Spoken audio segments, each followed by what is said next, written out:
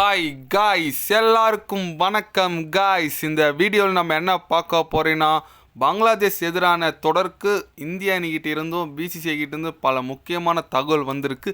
அது என்ன ஏதுன்னு சொல்லிட்டு வீடியோவில் டீட்டெயில்டாக பார்க்கலாம். அதுக்கு முன்னே நீங்கள் நம்ம சேனலுக்கு புதுசாக வந்திருந்தீங்கன்னா ஒரே ஒரு சப்ஸ்கிரைப் மட்டும் பண்ணிவிட்டு வாங்க, வீடியோக்குள்ளே போகலாம். ஆமாங்க, முதல்ல நம்ம எந்த கிரவுண்டில் நடக்குதுன்னு பார்க்கலாம். வேறு எங்கேயிலே நம்ம சென்னையில் தான் சேப்பாக்கம் கிரவுண்டில் நடக்குது. ரொம்பவே ஒரு மகிழ்ச்சியான விஷயம். ஏன்னா சென்னையில் நடக்குதுனாவே ஒரு மகிழ்ச்சியான விஷயம் தான். ஏன்னு கேட்டிங்கன்னா, அஸ்வினுக்கு இது ஹோம் கிரவுண்டு. கண்டிப்பாக அவரோட பர்ஃபார்மன்ஸ் ரொம்பவே எதிர்பார்த்துருப்போம். ஆனால் பங்களாதேஷ் நம்ம ஈஸியாக எடுத்துக்கூடாதுங்க. ஏன்னா பாகிஸ்தானை போயிட்டு பாகிஸ்தான் நாட்டிலே அடிச்சுட்டு வந்துட்டுருக்காங்க. 2-0ன்னு சொல்லிட்டு ஒரு ஒயிட் வாய்ஸ் பண்ணிட்டு வந்துட்டு அந்த தொடரை முடிஞ்சு வெற்றிக்கு பிறகு நேராக நம்ம நாட்டுக்கு தான் வராங்க. கண்டிப்பாக ரொம்பவே சவாலாக இருக்கும். அவங்ககிட்ட நம்ம விளையாடுறது ஈஸியாக எடுத்துக்க முடியாது. ஏன்னா சென்னை பிச்சு பார்த்தீங்கன்னா ஸ்பின்னிங் கண்டிஷன் தான். கண்டிப்பாக நல்ல ஸ்பின்னர்ஸ் பங்களாதேஷில் இருக்காங்க. அதனால் நம்மளுக்கு ரொம்பவே டஃப் கொடுப்பாங்க. ஈஸியெல்லாம் வின் பண்ண முடியாது. அது மட்டும் இல்லாமல் டிக்கெட் விற்பனை பார்த்தீங்கன்னா இன்றைக்கி காலையில் தொடங்கி நல்லபடியாக போயிட்டுருக்கு. மேக்ஸிமம் கிட்டத்தட்ட ஒரு பாதி காலியாச்சு தான் தகவல் வந்துட்டுருக்கு சீட்டுகள். பார்க்கலாம். நம்மளுக்கு சென்னையில் நடந்தாலே ஒரு நல்ல அட்வான்டேஜ் இருக்கும். நம்ம தமிழக வீரரான அஸ்வினுக்கு ரொம்ப நல்ல அட்வான்டேஜ்.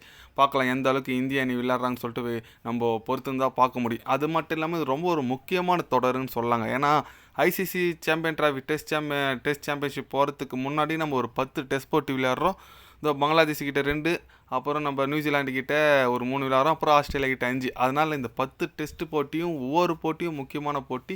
கண்டிப்பாக நம்ம வின் பண்ண வேண்டிய ஒரு தொடர்னு சொல்லலாம். அடுத்த வர சீரீஸு முக்கியமாக ஆஸ்திரேலியாவை அவங்க நாட்டில் எதிர்கொண்டனால கண்டிப்பாக அந்த தொடர் ரொம்பவே சவாலாக இருக்கும். அதில் எந்த விதமான சந்தேகம் இல்லை. அதுக்கடுத்தபடி பார்த்தீங்கன்னா இந்தியா டீம் ஸ்குவாடு விட்டுருக்காங்க. இந்த பங்களாதேஷ் எதிரான 19ஆம் தேதி இந்த மாதம் விளையாட போகிறாங்க. அதுக்கான ஸ்குவாடு விட்டுருக்காங்க. அதில் பார்த்தீங்கன்னா நிறைய எதிர்பார்த்த பிளேயர் வந்திருக்காங்க சொல்லலாம். ஏன்னா கேஎல் ராகுல் ரொம்ப நாள் கழிச்சு டெஸ்ட் இந்த ஃபார்மேட்டில் விளையாட போகிறாரு.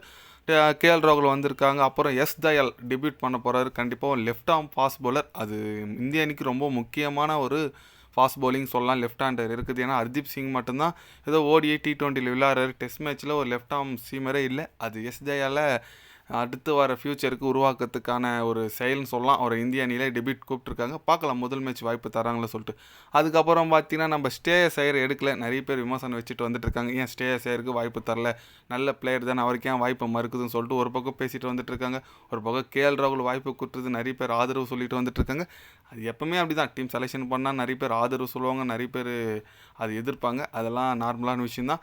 பட் இந்திய அணி நல்ல ஒரு ஸ்குவாடாக தான் தெரியுது. ஏன்னா ஒரு 4 ஃபாஸ்ட் பவுலிங் 4 ஸ்பின்னர்ஸோடு வந்திருக்காங்க.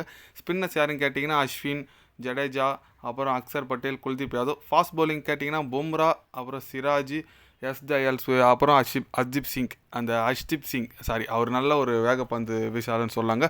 ஏன்னா அவர் இங்கிலாந்து சீரீஸில் கூட அவருக்கு வாய்ப்பு கொடுத்தாங்க.